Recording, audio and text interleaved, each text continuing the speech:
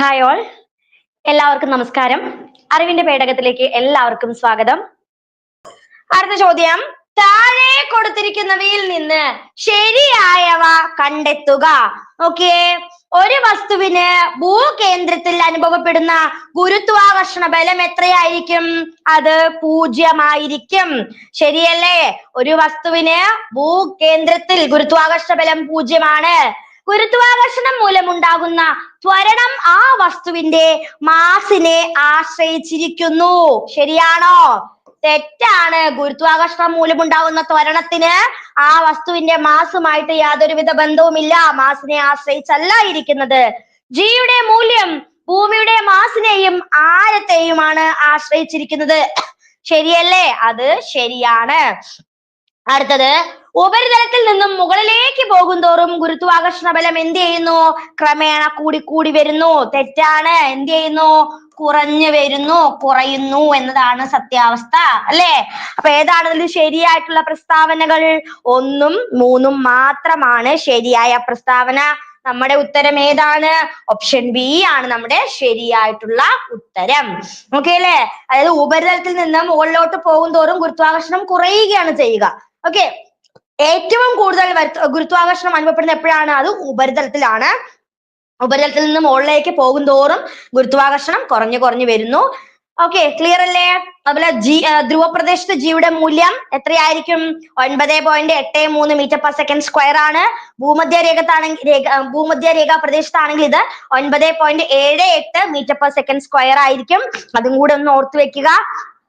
അതുപോലെ ഭൂപ്രതലത്തിൽ അതിന്റെ വാല്യൂ എന്ന് പറയുന്നത് 9.8 m/s² ആയിരിക്കും. ഓക്കെ, അപ്പൊ അതും കൂടെ ജസ്റ്റ് ഒന്ന് ഓർത്ത് വെക്കുക കേട്ടോ. അടുത്ത ചോദ്യം, താഴെ കൊടുത്തിരിക്കുന്നവയിൽ നിന്ന് ശരിയായ ജോഡി തിരഞ്ഞെടുക്കുക. വേഗം ശരിയായ ജോഡി തിരഞ്ഞെടുത്തോളൂ. പ്രിൻസിപ്പിയ മാത്തമാറ്റിക്ക എന്ന് പറയുന്ന പുസ്തകം ആരുടേതാണ്? Isaac Newton. ശരിയാണോ? പ്രിൻസിപ്പിയ മാത്തമാറ്റിക്ക ശരിയാണ്. ഭാരം സ്പ്രിംഗ് ത്രാസുമായിട്ട് ബന്ധപ്പെട്ടതാണ്. ശരി. ഭൂമിയുടെ പലായന പ്രവേഗമാണ് 11.2 km/s. അതും ശരിയാണ്. ബാലൻസ് നമ്മളിൽ പ്രയോഗിക്കുന്ന ബലമാണ് പ്രതിബലം. ശരിയല്ലേ? അതും ശരിയാണ്. നമ്മുടെ ഉത്തരം ഓപ്ഷൻ എ ആണ്. ഈ പറഞ്ഞ എല്ലാ കാര്യങ്ങളും, എല്ലാ ജോഡിയും ശരിയാണ്. അടുത്ത ചോദ്യം, ഒരു ദ്രാവകത്തിൽ ഭാഗികമായോ പൂർണ്ണമായോ മുങ്ങിയിരിക്കുന്ന വസ്തുവിൽ ആ ദ്രവം മുകളിലേക്ക് പ്രയോഗിക്കുന്ന ബലം ഏതാണ്? സാധാരണ PSCക്ക് ഏറ്റവും ഇഷ്ടമുള്ള ഒരു ഭാഗത്തുനിന്നുള്ള ഒരു ചോദ്യമാണ്. ഏതാണത്? ഈ ചോദ്യമില്ലാത്ത ചോദ്യപേപ്പറൊക്കെ വളരെ വിരളമാണെന്ന് നമുക്ക് പറയാൻ പറ്റും. അത്ര ഇമ്പോർട്ടന്റ് ആയതാണ്. ഏത് ബലമാണത്? ഒരു ദ്രാവകം ഏതാണ്? അതെ, ആൻസർ എത്തിക്കഴിഞ്ഞു. നമ്മുടെ ഓപ്ഷൻ ബി ആണ് ശരി ഉത്തരം. പ്ലവക്ഷമ ബലം, അല്ലെ? അതായത് ഒരു വസ്തു പൂർണ്ണമായോ ഭാഗികമായോ മുങ്ങിക്കിടക്കുമ്പോൾ ആ വസ്തു മുകളിലേക്ക് പ്രയോഗിക്കുന്ന ഒരു ബലമുണ്ട്. അതായത് കപ്പലൊക്കെ സഞ്ചരിക്കാൻ, അല്ലെങ്കിൽ കടൽ ജലത്തിലെ കപ്പൽ ഇങ്ങനെ മുങ്ങി പൊങ്ങാനുള്ള കാരണം എന്തെന്ന് ചോദിച്ചാലും അതും ഈ പ്ലവക്ഷമ ബലം തന്നെയാണ്. വളരെ ഇമ്പോർട്ടന്റ് ആണ് കേട്ടോ. ആർക്കിമിഡീസ് ആണ് പ്ലവക്ഷമ ബലവുമായി ബന്ധപ്പെട്ട പ്രധാനപ്പെട്ട ശാസ്ത്രജ്ഞൻ. ഓക്കെ അല്ലേ? അടുത്ത ചോദ്യം, അടുത്തത്, ചുവടെ നൽകിയിരിക്കുന്ന ഉദാഹരണങ്ങളുടെ അടിസ്ഥാനത്തിൽ അവയുമായി ബന്ധപ്പെട്ട പ്രതിഭാസം ഏതാണെന്ന് കണ്ടെത്തുക. ചോക്ക് ഉപയോഗിച്ച് മഷി ഒപ്പിയെടുക്കാൻ സാധിക്കുന്നു. മണ്ണെണ്ണ വിളക്കിലെ തിരിയിലൂടെ മണ്ണെണ്ണ മുകളിലേക്ക് ഉയരുന്നു. ചുമരുകളിൽ മഴക്കാലത്ത് നനവ് പടരുന്നു.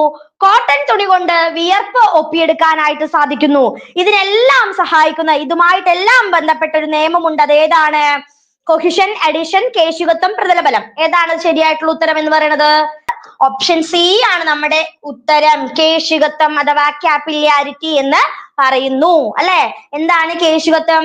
അതായത് ഒരു നേരിയ കുഴലിലൂടെയോ അല്ലെങ്കിൽ സൂക്ഷ്മ സുഷിരങ്ങളിലൂടെയോ ഒരു ദ്രാവകത്തെ അല്ലെങ്കിൽ ദ്രാവകങ്ങൾ സ്വാഭാവികമായിട്ട് ഉയരുകയും താഴുകയും ചെയ്യുന്നു. ഇപ്പൊ മഴക്കാലത്ത് നമ്മൾ ചുമരിൽ നമ്മൾ ആരെങ്കിലും പടർത്തുവാണോ നനവ്? അല്ല. സ്വാഭാവികമായിട്ട് തന്നെ എന്ത് ചെയ്യുന്നു? അത് മുകളിലേക്ക് ഉയരുന്നു, അല്ലെങ്കിൽ അത് പടരുന്നു. അത് സ്വാഭാവികമായിട്ട് അത് തന്നെ ഇല്ലാണ്ടാവുന്നു. നനവ് വെറ്റിപ്പോകുന്നു, അല്ലെ? അപ്പൊ അതിനെല്ലാം കാരണമായ ബലം ഏതാണ്? അത് കേശികത്വം അഥവാ കാപ്പിലാരിറ്റി ആണ്. അതായത് ഈ പറയുന്ന കേശികത്വം എന്ന് പറയുന്ന ആ ഒരു പ്രവണത, ഏറ്റവും ഉയർച്ച കാണിക്കുന്ന ദ്രാവകം ജലമാണ്. ഏറ്റവും കുറവ് കാണിക്കുന്നത് മെർക്കുറിയാണ്. അതും കൂടി ജസ്റ്റ് ഒന്ന് ഓർത്തു വെക്കുക കേട്ടോ. അടുത്ത ചോദ്യം, കെപ്ലറുടെ ഗ്രഹചലന നിയമങ്ങൾ വൃത്താകൃതിയിലുള്ള ഭ്രമണ പദങ്ങൾക്ക് പകരം ഡാഷ് ആയിരിക്കും എന്നാണ് പ്രവചിക്കുന്നത് അല്ലെങ്കിൽ പ്രസ്താവിക്കുന്നത്. ഏതാണ് ഇതിൽ ശരിയായിട്ടുള്ള ആകൃതി? അതായത് കെപ്ലറുടെ ഗ്രഹചലന നിയമങ്ങൾ വൃത്താകൃതിയിലുള്ളതിന് പകരമായിട്ട് എങ്ങനെയുള്ള ഷേപ്പാണ് എന്നാണ് കെപ്ലർ പറയുന്നത്.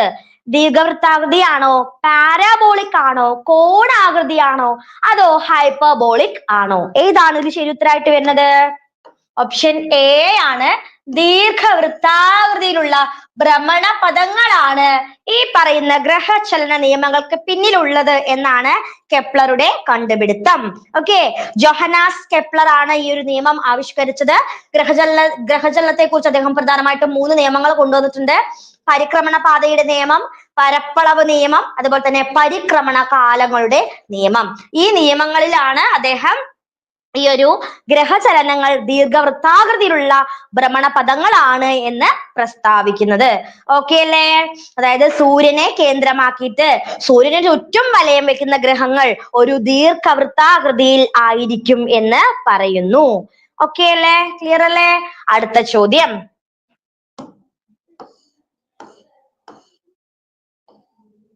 ചോദ്യം, അന്തരീക്ഷ മർദ്ദവുമായി ബന്ധപ്പെട്ട പ്രസ്താവനകളിൽ നിന്ന് തെറ്റായവ കണ്ടെത്തുക. ഏതാണ് അന്തരീക്ഷ മർദ്ദവുമായി ബന്ധപ്പെട്ട തെറ്റായ പ്രസ്താവന? നമുക്ക് നോക്കാം കേട്ടോ. ഭൂമിയുടെ ഉപരിതലത്തിന്റെ യൂണിറ്റ് പരപ്പളവിൽ അനുഭവപ്പെടുന്ന വായുരൂപത്തിന്റെ ഭാരത്തെയാണ് അന്തരീക്ഷ മർദ്ദം എന്ന് പറയുന്നത്, അല്ലെങ്കിൽ അറ്റ്മോസ്ഫിയറിക് പ്രഷർ എന്ന് പറയുന്നത്. ശരിയാണ്. കൂടുതൽ മുകളിലേക്ക് പോകുന്തോറും അന്തരീക്ഷ മർദ്ദവും കൂടി വരുന്നു അല്ലെ? കൂടുതൽ മുകളിലേക്ക് പോകുന്തോറും അന്തരീക്ഷ മർദ്ദം എന്ത് ചെയ്യുന്നു? കൂടുകയാണോ കുറയാണോ? അന്തരീക്ഷ മർദ്ദം എന്താകുന്നു? കുറയുന്നു. കൂടുന്നില്ല, എന്ത് ചെയ്യുന്നു? കുറയുന്നു. ഓക്കെ, കൂടുതൽ മുകളിലേക്ക് പോകുന്തോറും അന്തരീക്ഷ മർദ്ദം കുറഞ്ഞു വരുന്നു. അന്തരീക്ഷ മർദ്ദം അളക്കാൻ ഉപയോഗിക്കുന്ന ഉപകരണമാണ് ബാരോമീറ്റർ. ശരിയാണ്. 1644 ടോറിസില്ലിയാണ് ബാരോമീറ്റർ കണ്ടുപിടിച്ചത്. ശരിയല്ലേ? ശരിയാണ്. ഇതിലേതാണ് തെറ്റായ പ്രസ്താവന? 2 മാത്രമാണ് തെറ്റായ പ്രസ്താവന. 2 മാത്രമാണ് അന്തരീക്ഷ മർദ്ദവുമായിട്ട് ബന്ധപ്പെട്ട തെറ്റായ പ്രസ്താവന. അടുത്ത ചോദ്യം. താഴെ തന്നിരിക്കുന്നവയിൽ നിന്നും തെറ്റായ പ്രസ്താവന തിരഞ്ഞെടുക്കുക. ഓക്കെ, ക്വസ്റ്റ്യനിൽ ചെറിയൊരു തെറ്റുണ്ട്. തെറ്റായതെന്നല്ല, ശരിയായ പ്രസ്താവനയാണ്. മനുഷ്യ ശരീരത്തിലെ ധമനികളിൽ നിന്ന് രക്തത്തിന്റെ ഒഴുക്ക് വിശദീകരിക്കുന്നത് ബെർണോളി തത്വമാണ്. ശരിയാണ്. ഒരു സങ്കോചരഹിത ദ്രവത്തിന്റെ പ്രവാഹ വേഗത കണ്ടെത്തുന്നതിനുള്ള ഉപകരണമാണ് വെഞ്ചുറിമീറ്റർ. അതും ശരിയാണ്. ദ്രവം അതിന്റെ ക്രിട്ടിക്കൽ വേഗ പരിധിക്ക് ശേഷം അവയുടെ ഒഴുക്ക് എന്ത് ചെയ്യുന്നു? സ്ഥിരപ്പെടുത്തുന്നു. അതും ശരിയാണ്. അപ്പൊ എന്താണ് ഇതുമായി ബന്ധപ്പെട്ട എല്ലാ പ്രസ്താവനകളും എന്താണ്? ശരിയാണ് അല്ലെ? മനുഷ്യ ശരീരത്തിലെ ധമനികളിൽ, അതായത് രക്തത്തിന്റെ ഒഴുക്ക് വിശദീകരിക്കുന്ന ബെർണോളി തത്വമാണ്. അപ്പൊ നമ്മൾ ചിലപ്പോ ഇങ്ങനെ ചോദിക്കും, ഹൃദയാഘാതം ഉണ്ടാക്കുന്നതിന് മനുഷ്യ ശരീരത്തിലെ ധമനികൾ, രക്തക്കൊഴലുകളിൽ ഈ കൊഴുപ്പടിഞ്ഞിട്ടാണല്ലോ ഹൃദയാഘാതം ഉണ്ടാവുന്നത്. അപ്പൊ ആ ഹൃദയാഘാതം ഉണ്ടാക്കുന്നത് വിശദീകരിക്കുന്ന തത്വം ഏതാണെന്ന് ചോദിച്ചാലും ബെർണോളി തത്വം തന്നെയാണ് കേട്ടാ. അപ്പൊ അത് മറന്നു പോകരുതേ. ധമനികളിൽ രക്തത്തിന്റെ ഒഴുക്ക് എന്ന് പറഞ്ഞാലും ഇനി അതല്ല, മനുഷ്യന്റെ ഹൃദയാഘാതവുമായി ബന്ധപ്പെട്ട്, കാരണം കഴിഞ്ഞ പ്രാവശ്യത്തെ ഒരു ക്വസ്റ്റ്യനിൽ ഇങ്ങനെ ഹൃദയാഘാതവുമായി ബന്ധപ്പെട്ട നിയമം ഏതാന്ന് എടുത്തു ചോദിച്ചിട്ടുണ്ടായിരുന്നേ. അതാണ് ഞാൻ പറയാനായിട്ട് കാരണം കേട്ടോ. ശ്രദ്ധിക്കുക, ഇവയെല്ലാം എന്തുമായി ബന്ധപ്പെട്ടാണ്? ബെർണോളി തത്വവുമായിട്ട് ബന്ധപ്പെട്ട ശരിയായ പ്രസ്താവനകളാണ്. അടുത്ത ചോദ്യം. ഭൂഗുരുത്വ സ്ഥിരാങ്കത്തിന്റെ യൂണിറ്റ് ഏതാണ്? താഴെ കൊടുത്തിരിക്കുന്നവയിൽ നിന്ന് ഭൂഗുരുത്വ സ്ഥിരാങ്കത്തിന്റെ യൂണിറ്റ് ഏതാണ് എന്ന് കണ്ടെത്തുക. എന്താണ് ഭൂഗുരുത്വ സ്ഥിരാങ്കം എന്ന് പറഞ്ഞാല്? അതായത് ഭൂമിക്ക് അല്ലെങ്കിൽ ഭൂഗുരുത്വത്തിന്റെ ഫലമായിട്ടുണ്ടാകുന്ന ഭൂഗുരുത്വ സ്ഥിരാങ്കത്തിന്റെ യൂണിറ്റ് നമ്മൾ എങ്ങനെയാണ് പ്രസ്താവിക്കുന്നത്? ഏതാണ് അതിന്റെ അടിസ്ഥാന യൂണിറ്റ് ആയിട്ട് നമ്മൾ കണക്കാക്കുന്നത്? ഏതാണ്? കിട്ടിയോ? ഓപ്ഷൻ സി ആണ് ശരി ഉത്തരം. NM² per kilogram square ആണ്. NM² per kilogram square ആണ് ഇതിന്റെ ഭൂഗുരുത്വ സ്ഥിരാങ്കത്തിന്റെ ശരിയായ യൂണിറ്റ്. അടുത്ത ചോദ്യം. ചുവടെ കൊടുത്തിരിക്കുന്ന പ്രസ്താവനകളിൽ നിന്ന് കേരള കലാമണ്ഡലത്തിന് അനുയോജ്യമായവ തിരഞ്ഞെടുക്കുക. കേരളത്തിലെ ദൃശ്യ ശ്രാവ്യ കലകളുമായി ബന്ധപ്പെട്ട സ്ഥാപനങ്ങളെ പറ്റിയുള്ള ചോദ്യമാണ്. വള്ളത്തോൾ നാരായണ മേനോൻ മണക്കുളം മുകുന്ദരാജയുടെ പങ്കാളിത്തത്തോടെയാണ് ഇത് സ്ഥാപിച്ചത്. കേരള കലാമണ്ഡലം സ്ഥാപിച്ചത്. ശരിയാണോ? ശരിയാണ്. അടുത്തത്, കേരള കലാമണ്ഡലം സ്ഥിതി ചെയ്യുന്നത് ചെറുതുരുത്തിയിലാണ്. ശരിയല്ലേ? ശരിയാണ്. കേരള കലാമണ്ഡലം ചാരിറ്റബിൾ സൊസൈറ്റി ആയിട്ട് രജിസ്റ്റർ ചെയ്തത് 1930-ലാണ്. ശരിയാണോ? 1930-ലാണോ? അല്ല, രജിസ്റ്റർ ചെയ്തത് എപ്പോഴാണ്? 1927 രജിസ്റ്റർ ചെയ്തു. പക്ഷെ ഔദ്യോഗികമായ ഔപചാരികമായ ഉദ്ഘാടനം നടന്നത് 1930 ആണ്. അടുത്തത്, കേരള കലാമണ്ഡലത്തെ കേരള സർക്കാർ ഏറ്റെടുത്തത് 1957 ആണ്. അതും ശരിയാണ്. അപ്പൊ ഇതുമായി ബന്ധപ്പെട്ട ശരിയായ പ്രസ്താവന ഏതൊക്കെയാണ്? 1, 2, 4 നമ്മുടെ ഉത്തരം ഓപ്ഷൻ സി ആണ് ഇതുമായി ബന്ധപ്പെട്ട ശരിയായ പ്രസ്താവനകൾ, അല്ലെ? കേരള കലാമണ്ഡലത്തിന്റെ ലക്ഷ്യം എന്താണ്? നമ്മുടെ കേരളത്തിലെ തനത് കലാരൂപങ്ങളെ പ്രോത്സാഹിപ്പിക്കുക, അല്ലെങ്കിൽ ലോകം അറിയുന്ന ആ കലാകാരന്മാർക്കൊക്കെ ഒരു ആദരവ് കൊടുക്കുക, കഥകളി പോലുള്ളവയൊക്കെ പുനരുജ്ജീവിപ്പിക്കുക എന്നാണ് ഇതിന്റെ പ്രധാനപ്പെട്ട ലക്ഷ്യം. ചുവടെ നൽകിയിരിക്കുന്നവയിൽ കേരള സാഹിത്യ അക്കാദമിയുടെ ആനുകാലികങ്ങൾ ഏതെല്ലാമാണ്? ഏതൊക്കെയാണ്? സാഹിത്യ ചക്രവാളം, സാഹിത്യ ലോകം, മലയാളം ലിറ്റററി സർവേ. ഏതാണ് കേരള കലാമണ്ഡലവുമായി ബന്ധപ്പെട്ട മാസികകൾ അല്ലെങ്കിൽ ആനുകാലികങ്ങൾ? ഇവയെല്ലാം സാഹിത്യ ചക്രവാളം, സാഹിത്യ ലോകം, അതുപോലെ തന്നെ മലയാളം ലിറ്റററി സർവേ. ഇതെല്ലാം എന്താണ്? ഇതെല്ലാം കേരള കലാമണ്ഡലത്തിന്റെ പ്രസിദ്ധീകരണങ്ങളാണ്, ആനുകാലികങ്ങളാണ്. അടുത്ത ചോദ്യം, തന്നിരിക്കുന്ന സൂചനകൾ പരിശോധിച്ച് കേരളത്തിലെ സ്ഥാപനം ഏതാണെന്ന് തിരിച്ചറിയുക. 1958 ഏപ്രിൽ 24 സ്ഥാപിച്ചു. ആദ്യത്തെ ചെയർമാൻ മങ്കു തമ്പുരാൻ ആയിരുന്നു. ഉദ്ഘാടനം ചെയ്ത ജവഹർലാൽ നെഹ്റു ആണ്. ആസ്ഥാനം ചെമ്പൂക്കാവ്, തൃശൂർ. ഏത് സ്ഥാപനവുമായി ബന്ധപ്പെട്ടതാണ്? വേറൊന്നും ഓർക്കണ്ട, ദൃശ്യ ശ്രാവ്യ കലകളുമായി ബന്ധപ്പെട്ട് ഓർത്താ മതി. Kerala Lalithakala Akademi, Kerala Sangeetha Nataka Akademi, school of drama, Kerala folklore Akademi. ഏതാണ് ഇതിൽ ശരി ഉത്തരമായിട്ട് വരുന്നത്? ഏതാണ്? ഏതുമായി ബന്ധപ്പെട്ടതാണിത്? കേരള സംഗീത നാടക അക്കാദമി, അല്ലെ? സംഗീതം, നാടകം, നൃത്തം, ക്ഷേത്രകലകൾ എന്നിവ പ്രചരിപ്പിക്കുന്നതിനും പരിപോഷിപ്പിക്കുന്നതിനും വേണ്ടിയിട്ട് പ്രധാനമായിട്ടും രൂപീകരിച്ച ഒരു സംഘടനയായിരുന്നു കേരള സംഗീത നാടക അക്കാദമി എന്ന് പറയുന്നത്. ഇതിന്റെ പ്രസിദ്ധീകരണമാണ് കേളി ട്ടോ. ഇതിന്റെ പ്രസിദ്ധീകരണം കേളിയാണേ, ശ്രദ്ധിക്കുക. അടുത്തത്, താഴെ നൽകിയിരിക്കുന്ന പ്രസ്താവനകൾ പരിശോധിച്ച് കേരള ലളിതകലാ അക്കാദമിയുമായി ബന്ധപ്പെട്ട ശരിയായ പ്രസ്താവന തിരഞ്ഞെടുക്കുക. കേരള ലളിതകലാ അക്കാദമി സ്ഥാപിതമായത് 1962-ലാണ്. ശരിയല്ലേ? ശരിയാണോ ഈ ഒരു പ്രസ്താവന? ശരിയാണ്. ഓക്കെ, അടുത്തത് നോക്കൂ. കേരള സർക്കാരിന്റെ സാംസ്കാരിക വകുപ്പിന് കീഴിൽ പ്രവർത്തിക്കുന്ന സ്ഥാപനമാണ് ഇത്. അതും ശരിയാണ്. ആസ്ഥാനം അരണാട്ടുകരയാണ്. അരണാട്ടുകരയാണോ ആസ്ഥാനം? തെറ്റാണ്, ചെമ്പൂക്കാവ് തന്നെയാണ് ഇതിന്റെയും ആസ്ഥാനം. അരണാട്ടുകരയല്ല, ചെമ്പൂക്കാവ്, തൃശൂർ ജില്ലയിലെ ചെമ്പൂക്കാവാണ് ഇതിന്റെ ആസ്ഥാനം. ആദ്യ ചെയർമാൻ എം രാമവർമ്മയാണ്. രാമവർമ്മ രാജയാണ് ആദ്യത്തെ ചെയർമാൻ, എം രാമ. അതും ശരിയാണ്. അപ്പൊ ഏതാണ് നമ്മുടെ ശരിയായ പ്രസ്താവനകൾ? 1, 2, 4 ശരിയാണ്. നമ്മുടെ ഉത്തരം ഓപ്ഷൻ എ ആണ്. ഓപ്ഷൻ എ ആണ് നമ്മുടെ ശരിയായിട്ടുള്ള ആൻസർ. എ എന്ന് കുറെ പേര് ആൻസർ പറഞ്ഞിട്ടുണ്ട് കേട്ടോ. ഓക്കെ, അടുത്ത ചോദ്യം, ശരിയായ ജോഡി തിരഞ്ഞെടുക്കുക. ഇതിൽ നിന്ന് വേഗം ശരിയായ ജോഡി തിരഞ്ഞെടുത്തോളൂ. അതായത് മനസ്സിലായല്ലോ, അതായത് ഫോക്ലോർ അക്കാദമി, അതുമായി ബന്ധപ്പെട്ട് അതിന്റെ ആസ്ഥാനമാണ് കൊടുത്തിരിക്കുന്നത്. ഫോക്ലോർ അക്കാദമി കൊല്ലം, അതുപോലെ തന്നെ വാസ്തുവിദ്യാ ഗുരുകുലം ആറന്മുള, ഗുരു ഗോപിനാഥ് നടനഗ്രാമം ഇരിഞ്ഞാലക്കുട, ഉണ്ണായി വാര്യർ സ്മാരക കലാനിലയം വട്ടിയൂർക്കാവ്. ഇതിൽ ഏതാണ് ശരിയായ ജോഡി? വേഗം പറഞ്ഞോ, ശരിയായ ജോഡി ഏതാണ്? ഓപ്ഷൻ ബി ആണ് ശരി, 2 മാത്രം. വാസ്തുവിദ്യാ ഗുരുകുലം ആറന്മുള അല്ലെ. കേരള ഫോക്ലോർ അക്കാദമി എവിടെയാണ്? കണ്ണൂരാണ്. ഗുരു ഗോപിനാഥ് നടന ഗ്രാമം എവിടെയാണ്? അത് വട്ടിയൂർക്കാവാണ്, ഇരിഞ്ഞാലിക്കുടയല്ല. ഉണ്ണായി വാര്യർ സ്മാരക കലാനിലയം ഇരിഞ്ഞാലിക്കുടയാണ്, അത് ഇരിഞ്ഞാലിക്കുടയിലാണ്. തിരിച്ചും മറിച്ചും അത് ഇരിഞ്ഞാലിക്കുടയിലാണ് സ്ഥിതി ചെയ്യുന്നത്. ഓക്കെ അല്ലേ? അടുത്ത ചോദ്യം. കേരളത്തിലെ സ്ഥാപനങ്ങളും അവയുടെ സ്ഥാപകരുമാണ് ചുവടെ കൊടുത്തിരിക്കുന്നത്. അവയിൽ നിന്ന് ശരിയായ ജോഡികളെ തിരഞ്ഞെടുക്കുക. ദർപ്പണം മൃണാലിനി സാരാഭായ്, ശരിയാണോ? ശരിയാണ് അല്ലെ. ദർപ്പണ മൃണാലിനി സാരാഭായിയുടേതാണ്. കലാക്ഷേത്ര രുക്മിണി ദേവി അരുണ്ടേല, ശരിയല്ലേ? അതും ശരിയാണ്. Centre for Indian classical dance zonal Mansingh, ശരിയാണോ? ശരിയാണ്. അടുത്തത് സൗഗന്ധിക സെന്റർ ഫോർ മോഹിനിയാട്ടം, ആരാണത്? നീന പ്രസാദ്, ശരിയാണോ? ശരിയാണ്. തന്നിരിക്കുന്ന സ്ഥാപകനും അവരുടെ സ്ഥാപകരിലും എല്ലാ പ്രസ്താവനകളും എന്താണ്? ശരിയാണ്. ഓപ്ഷൻ ഡി ആണ് നമ്മുടെ ഉത്തരം. എല്ലാം ശരിയാണ്. അടുത്തത് ചുവടെ കൊടുത്തിരിക്കുന്നവയിൽ ഭരതനാട്യം നർത്തകരിൽ ഉൾപ്പെടാത്ത വ്യക്തി, ഭരതനാട്യവുമായിട്ട് ബന്ധമില്ലാത്ത വ്യക്തി ആരാണ്? പത്മ സുബ്രഹ്മണ്യം, വളരെ ഫേമസ് ആയിട്ടുള്ള ഭരതനാട്യം ആർട്ടിസ്റ്റ് ആണ്. സുനന്ദ നായർ, രുക്മിണി ദേവി അരുണ്ടേല, ശോഭ നായിഡു.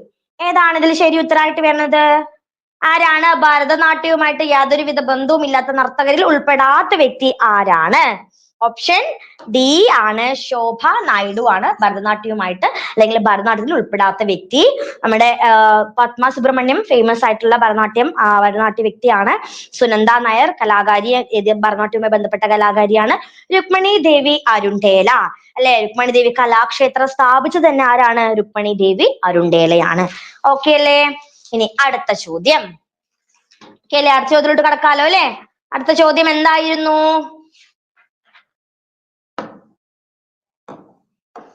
അടുത്ത ക്വസ്റ്റ്യൻ, താഴെ പറയുന്നവയിൽ ഏതാണ് ഒരു ഇന്റർനെറ്റ് സേവന ദാതാവ് നൽകുന്ന സേവനം അല്ലാത്തത്? അല്ലെ, നമുക്ക് ഇന്ന് എന്ത് പഠിക്കാനുണ്ട്? ഒരു കമ്പ്യൂട്ടർ പഠിക്കാനുണ്ട് അല്ലെ. നമുക്ക് ഇന്ന് നെറ്റ്വർക്ക് ഡിവൈസസിനെ കുറിച്ച് പഠിക്കാനുണ്ട്. എന്താണ് നെറ്റ്വർക്ക് ഡിവൈസസ് എന്ന് പറഞ്ഞാല്? അതായത് കണക്ട് ചെയ്യുന്ന, ആശയവിനിമയത്തിനാണെന്നുണ്ടെങ്കിലും അതല്ല കമ്പ്യൂട്ടറുമായി ബന്ധപ്പെട്ട എല്ലാ പ്രവർത്തനത്തിനും കണക്ട് ചെയ്യുന്ന, അതായത് നമ്മൾ ഫോണൊക്കെ നമ്മൾ എവിടെ ഇരിക്കുന്നവർ ദൂരെ എവിടെ നിന്നൊക്കെയോ സംസാരിക്കുന്നു, നമുക്ക് അവരെ കാണാൻ പറ്റുന്നു അല്ലെ, അവർ പറയുന്നത് ലൈവായിട്ട് കേൾക്കാൻ പറ്റുന്നു, എല്ലാം പറ്റുന്നു. അപ്പൊ ഇതിനെല്ലാം സഹായിക്കുന്നതാണ് നെറ്റ്വർക്ക് ഡിവൈസസ്. ആ നെറ്റ്വർക്ക് ഡിവൈസസിനെ കുറിച്ച് പഠിക്കുകയാണ്. ആദ്യത്തെ ചോദ്യം, താഴെ പറയുന്നവയിൽ ഏതാണ് ഒരു ഇന്റർനെറ്റ് സേവന ദാതാവ് നൽകുന്ന സേവനം അല്ലാത്തത്? ഏതാണ്? നോക്കൂ, ഡൊമൈൻ നാമ registration, web administration, dial-up access, internet access. ഏതാണ് ഇതില് ഒരു ഇന്റർനെറ്റ് തരാത്തത്? ഏതാണ്? ഓപ്ഷൻ ഏതുത്തരവാണ്? ഓപ്ഷൻ ബി ആണ് നമ്മുടെ ശരി ഉത്തരം. വെബ് അഡ്മിനിസ്ട്രേഷൻ മാത്രമാണ് ഒരു ഇന്റർനെറ്റ് സേവന ദാതാവ് നമുക്ക് തരാത്ത സേവനം. അടുത്ത ക്വസ്റ്റ്യൻ നോക്കൂ, ഒരു കമ്പ്യൂട്ടറും കീബോർഡും തമ്മിലുള്ള ആശയവിനിമയത്തിൽ ഡാഷ് സംപ്രേഷണം ഉൾപ്പെടുന്നു. എന്ത് സംപ്രേഷണമാണ്? ഒരു കമ്പ്യൂട്ടറും കീബോർഡും അല്ലെ. കമ്പ്യൂട്ടർ കീബോർഡും നമ്മള് ഇൻപുട്ടുകൾ അടിച്ചു കൊടുത്താൽ ആ കമ്പ്യൂട്ടർ നമുക്ക് എന്ത് തരിക? ഔട്ട്പുട്ട് തരിക അല്ലെ. അപ്പൊ ഈ ഇൻപുട്ടും ഔട്ട്പുട്ടും തമ്മിലുള്ള ആശയവിനിമയത്തിലെ എന്തോ ഒന്ന് സംപ്രേഷണം ചെയ്യുന്നുണ്ട്. അതെന്താണ്? അത് എന്തുമായിട്ട് ബന്ധപ്പെട്ടതാണ്? ഏതാണ് ഇതിൽ ശരി ഉത്തരമായിട്ട് വരുന്നത്? ഓട്ടോമാറ്റിക്, ഹാഫ് ഡ്യൂപ്ലെക്സ്, പൂർണ്ണ ഡ്യൂപ്ലെക്സ്, സിംപ്ലെക്സ്. ഏതാണ് ശരി ഉത്തരമായിട്ട് വരുന്നത്? ഓപ്ഷൻ ഡി ആണ്, സിംപ്ലെക്സ് ആണ് ഇതുമായി ബന്ധപ്പെട്ട പ്രേഷണം ചെയ്യുന്നത്. അതായത് കമ്പ്യൂട്ടറും അതുപോലെ തന്നെ കീബോർഡും തമ്മിൽ. നെറ്റ്വർക്കിംഗ് സിസ്റ്റത്തിലെ DHCP യുടെ പൂർണ്ണ രൂപം എന്താണ്? എന്താണ് DHCP? സാധാരണ കണ്ടുവരുന്ന ഒരു ചോദ്യമാണ് പൂർണ്ണ രൂപം ചോദിക്കാനായിട്ട്. ഏതാണിതില്? ഏതാണ് DHCP? ഏതാണ്? ഓപ്ഷൻ എ ആണോ? ഡൈനാമിക് ഹോസ്റ്റ് കോൺഫിഗറേഷൻ പ്രോട്ടോകോൾ ആണോ? ആണ്. ഓപ്ഷൻ എ ആണ് DHCP യുടെ പൂർണ്ണ രൂപം. Dynamic host configuration protocol. Okay, dynamic host configuration protocol. ഇതാണ് DHCPയുടെ പൂർണ്ണമായ രൂപം. ഓക്കെ അല്ലേ? അടുത്ത ചോദ്യം, രണ്ട് കമ്പ്യൂട്ടർ നെറ്റ്വർക്കിടയിൽ ഡാറ്റ പാക്കറ്റുകൾ കൈമാറാനായിട്ട് ഡാഷ് ഉപയോഗിക്കുന്നു. ഏതാണ് രണ്ട് കമ്പ്യൂട്ടർ നെറ്റ്വർക്കിടയിൽ ഡാറ്റ പാക്കറ്റ് കൈമാറാനായിട്ട് ഉപയോഗിക്കുന്ന സംവിധാനം? ഏതാണിത്? സോറി, എന്തോ ഒരു ഓപ്ഷനിൽ മാറി വന്നതാണേ. Router, ബ്രൗട്ടർ, gateway. ഏതാണ് ശരി ഉത്തരമായിട്ട് വരുന്നത്? ഓപ്ഷൻ ബി ആണ്, റൂട്ടർ ആണ് രണ്ട് കമ്പ്യൂട്ടർ നെറ്റ്വർക്കുകൾക്കിടയിൽ പാക്കറ്റുകൾ കൈമാറാനായിട്ട് സഹായിക്കുന്ന ഒരു സംവിധാനം. Thank you so much. Thank you.